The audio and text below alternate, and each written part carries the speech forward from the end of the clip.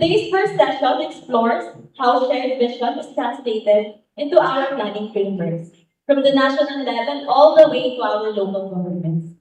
Planning is most effective when national, regional, and local development goals are aligned. This session will discuss how the Philippine Development Plan, the Regional Development Plan, Metro Manila Regional Physical Framework Plan, the Comprehensive Land Use Plan, and Comprehensive Development Plan are interconnected in shaping sustainable urban growth. So to deliver today's presentation, may we welcome our resource speaker from the Metro Manila Development Authority, Office of the Assistant General Manager for Planning, Planning Officer and Environmental Planner, Shania B. Santa Maria. Round of applause, please.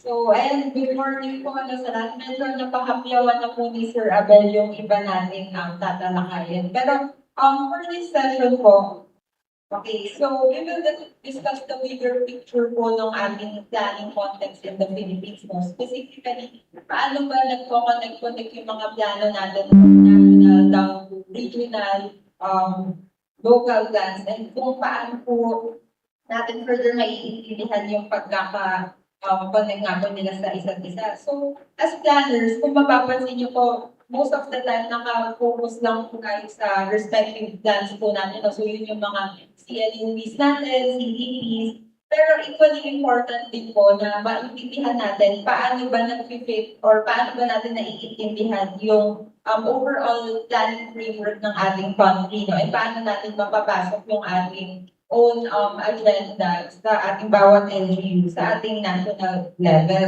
So, I hope po by the end of this session, magkakaroon po tayo ng clearer understanding how each planning document contributes to the development goals of the nation po. So, to begin with, let's understand first the overview of the planning hierarchy in the Philippines. So, yung system po sa ating bansa ay nag-follow po siya ng hierarchy from national level down to regional, provincial para po sa ibang regions, city, municipal, and even sa barangay level. So each level, meron po silang specific role, but they all work toward a common objective. So, bago po yun, dapat po maintindihan muna natin ano po ba yung estado ng ating local planning sa bansa. No? So, despite of having comprehensive planning system, meron pa rin tayong mga challenges na na-encounter. So, isa dito yung lack or total absence of vertical and horizontal linkages. So, when we say vertical linkage, it refers to yung pag-align po ng ating local plans from national level pababa po sa ating barangay or city level. While yung horizontal linkage naman, of course, yung coordination ng ating mga plano sa iba't ibang and national government agencies and yung iba pong LGUs, kumbaga. Second challenge po is yung ating big plan to budget linkage. So, kung mapapansin nyo, if kahit gaano maganda yung ating plano, if mahina or weak naman yung ating plan to budget linkage, hindi pa rin siya sobrang masusupport kung hindi ito babakapan ng ating budget or investment programming or yung ating mga annual budget. So, last but not the least is, napakadami po nating mga plans na need i-prepare. So, yan po example of our NGA mandated plans and other sectoral thematic plans. So, meron po tayong pinaprepare na 34 plans po, no? So, kung napakarami po natin plans, hindi naman po siya lahat ay nai-implement. Siyempre po, nasasayang lang yung ating time, ating energy resources, kakakuha ng data, no? So, sabi nga po ni Sir Abel kanina, nagiging fragmented po yung ating plans at nagiging mahirap siya i-implement dahil sobrang dami. So, ayan po. And bago po tayo sumunod sa ating planning documents ng discussion, kailangan din natin maintindihan ano ba yung role ng state, no, sa ating planning system. So, kung makikita niyo po, Of course, the state has the principal function of safeguarding public interest and promoting general welfare. And sabi nga po ni Deere and Clark, meron po four basic rules ang ating state. So una, sila po yung ating provider of services.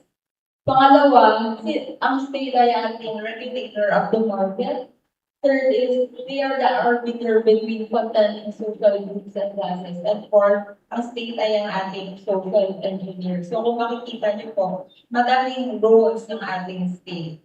And with that po, because of the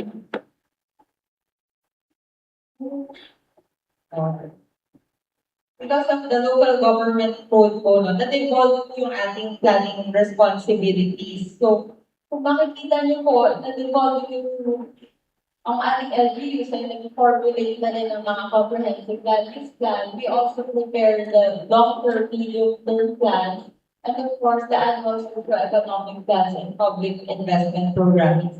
However, yung iba pong function ay nag-remain pa rin po sa ating national government agencies. So, some of these po yung pag-manage ng ating environment, of course, for DENR, forest management, protected areas and wildlife management, and yung mga ating land management and ancestral domains. So, kung ang main message lang po nito is, dapat po ay laging merong shared responsibility ang ating LGUs and together with the national government agencies. So, bago po, let's take a look muna sa organizational structure or kung paano po ba institutionally magkakakonect yung ating planning structure. So at the national level, kung makikita niyo po, of course, it is headed by the NEDA board, followed by the NEDA secretariat. Pagdating naman po sa regional, ito po ay headed by the Regional Development Council or yung sa atin po ang MFPA. And then, for the local naman po, ang ating mga local development councils. So, sa next slide po yung ating framework naman po para sa ating local planning structure. So, kung makikita niyo po, nakahati po ito sa dalawang components. Una po is yung ating political component. And then, yung pangalawa po ay yung ating technical component. So, for the political component po, it is composed by the local development council at the local sanggunian, headed by the local chief executive po para sa ating LDC, para naman po sa ating technical components, it composes po yung ating mga sectoral functions and committees and local special ones. So, under the sectoral and functional committees po, dito po yung ating mga department heads, po sila po yung mga yung mga ginagawa po nila yung ating mga sectoral parts po no, sa ating LGUs. Ito po ay headed further by LPDO, NPAs, and our private sector representative. Ayan, background ng po. Sa ating hierarchy and vacation plan, so synchronization of planning cycles. So, we have the physical framework plans which is 30 years po, and it needs to be updated every 6 years. So 6 years kasi ito ay ang ating time frame ng national and sa regional, and hindi naman sa medium-term plans and investment programs. So under this po, it undergoes mid-term updating and revision every 3 years. So naka-anchor po sa tenure po ng ating mga mayors. And lastly po, it coincides with the annual investment plan, which coincides with the budget cycle. So, ito na po yung ating core ng discussion po for today. No? So, yung hierarchy and vacation plan. So, yan po makikita niyo po, ito po yung lagi natin nakikita sa ating mga guidebooks, so yung ating framework. So, to further explain po, nahahati po sila sa tatlo, no? So, we have that, ito pong unang column. So, ito po yung ating mga physical and spatial plans. So, andyan po yung mga national fiscal framework plan, ang ating mga land use plan, sa are currently we're working on po yung ating MMRPMP under the regional naman po, no? Then followed by our sectoral plans po. So dito yung ating mga PDPs, yung ating mga CDPs, tapos dito naman po pinag-uusapan po natin yung ating mga socio-economic plans po, no? So this is implemented using these at pong ating mga implementing instruments. So, ito po yung ating national agencies, investment programs, regional agency po, at yung ating mga city municipal agency plan. So, kung makikita niyo po yung three components po ng ating framework, they always move together po. So, a good planning po, hindi po siya magkakaroon without good development programs. And hindi naman ma-implement po itong dalawang to if we don't have the proper implementing instrument po, no, yung ating mga investments. So, hindi sila ba strategically located po if hindi siya mag-guide po ng ating mga implementing instrument. And without the investment programming, yung ating mga plans magre-remain lang ng document, hindi natin to further ma-implement down to the grassroots level. So, since we're already discussing the linkage plans, allow me to briefly discuss po yung ating Metro Manila Regional Physical Framework Plan. So, one question po na we always ask in planning, no, paano ba natin nababalance yung ating built and unbuilt environments? So, the answer is through spatial planning, of course. So, rather than maximizing development everywhere, we should also preserve yung ating natitirang unbuilt environment. And through spatial planning, na determine natin saan ba dapat ilagay yung bawat land use. So, of course, through comprehensive land use plans, in our LGUs, we develop a spatial strategy which defines our desired urban form, and this distributes land uses among the four policy areas. So ito po yung ating settlements, for communities, production, protection, and infrastructure. So same din po yung planning principle na nag-a-apply sa metropolitan level po through the MMRP-FP. So this preparation po translates one of the MMPA's mandate and stated in the IRR that the authority shall prepare a metropolitan physical framework plan and regulations which shall complement and translate the socio-economic development plan for Metro Manila to physical or spatial terms and provide a basis for the preparation of the agreement and implementation of local land use plans and zoning ordinance of cities in the area. So, as the Metro Manila's long-term spatial development framework, the MMRPFP provides po yung ating blueprint, no, sa buong metropolitan growth. So yung intensity ng ating metropolitan growth. And most importantly, binibridge po ng ating plan yung mga national priorities within the plans of 17 local government units of Metro Manila to ensure po na yung plans from the national level is coordinated hanggang city and municipal level. So ano po ba yung relationship ng ating national plans and programs sa ating plans? So kung makikita niyo po, syempre hindi nag-exist independently ang MMRPFP.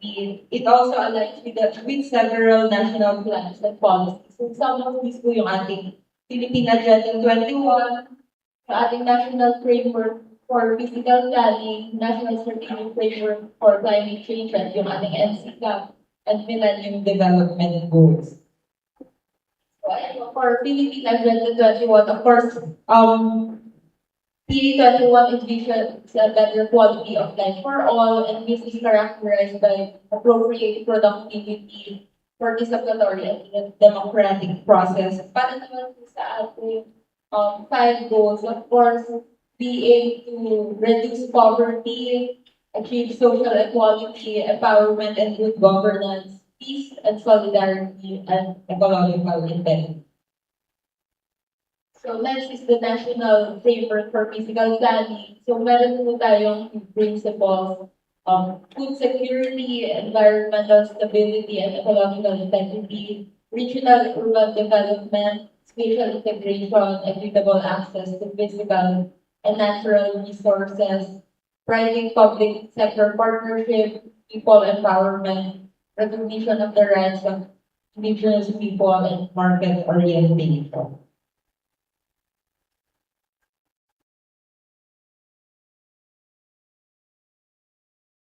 For the National Strategic Framework for Climate Change naman po at NCCAP, of course, naka-anchor po ito sa pillar po ng ating National Strategy of Climate Change. First po yung Integrated Ecosystem-Based Management and yung ating Global Climate Change Action Plan. Lastly po yung ating Millennium Development Goals. Of course, ito po yung nag-aalign sa ating land use planning with National Sustainable Development Goals, supporting MDG Goal 7 or the environmental sustainability. And na-incorporate po ito sa ating mga land use policies and programs. So it promotes integrated management of public and private lands, strengthens the protection of forest lands, protected areas, and coastal areas, and reinforces environmental conservation and rehabilitation, and enhance further sa ating CLUP guidelines. So, each of these national policies provides strategic direction po sa ating mga regional and national plans. And dapat ini-illustrate po nito yung ating important planning principle po na ang ating local plans, we should always contribute to the broader national development objectives po while still responding to the local conditions. So for planning mandates naman po natin, of course, as we all know, our LGUs have dual functions po, no? So, on one hand, they are the body politic, and the other po is they are also the corporate. So, as per Section 15 of Local Government Code, every LGU is a body politic and corporate endowed with powers to be exercised by in conformity with law. So, it shall exercise powers as a political subdivision of the national government and as a corporate entity representing the inhabitants. So the LGUs exercise local autonomy and they also address the specific needs of their communities. So in practice, this means po na yung ating LGU mas balance pa rin yung priorities with local priorities with national priorities. Second po, declaration of policy natin. So, as mentioned kanina, the provision describes that LGU shall manage its territory while still promoting the general welfare of the inhabitants.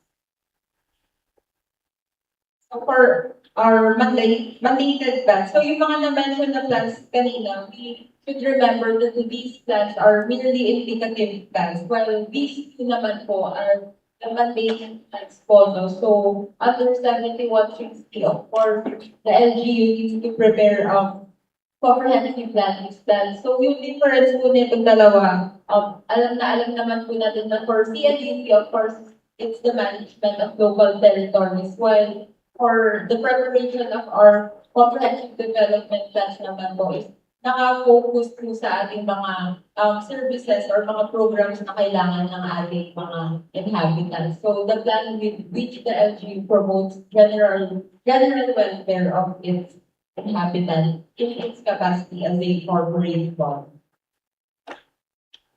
So ayan po, kung makikita niyo po, for CLUP, as per the issued memorandum circular number 2025-018, 12 years na po yung ating CLUP with mandatory midterm review every 6 years. And then yung scope po nila, of course, as mentioned earlier, for CLUP, yung ating core policy areas po, yung settlements, infrastructures. Meanwhile, for the CDP naman po, yun po yung ating 5 development sectors. So, ayan po, for comprehensive development plans, of course, din yung ating social, economic, infra, environmental management, and institutional. So, Though, super parang magkamukha sila, always na parang partner at ginagawa, they are still distinct and separate plans po, no?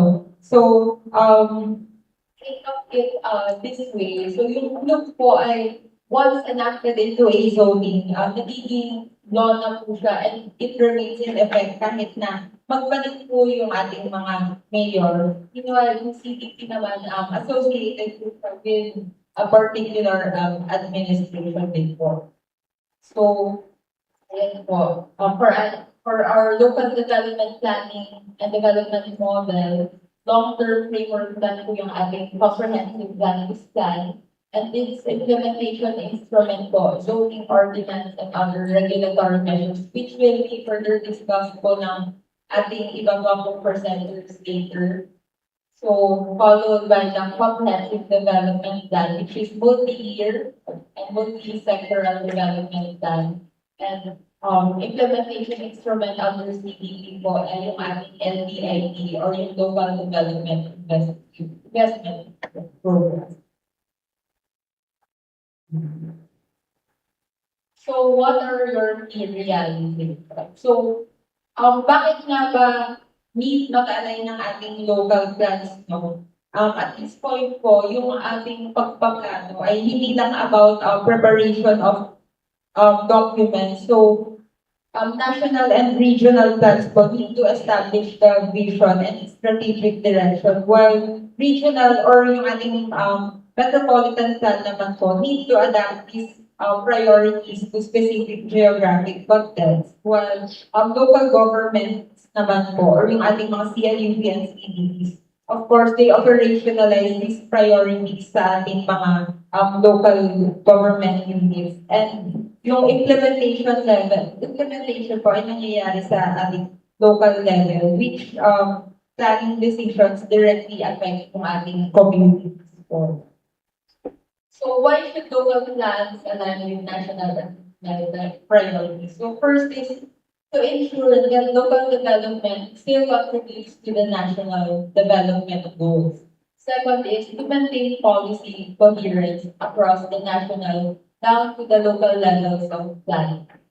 Next is to address issues that transcend beyond our local boundaries po. Siyempre yung traffic, hindi lang naman sa isang city, hindi lang naman siya nag-e-end sa isang syudad po, no? Ganun din sa problems natin sa housing, flood management, and yung pag-protect sa ating environment, and of course, yung ating economic development.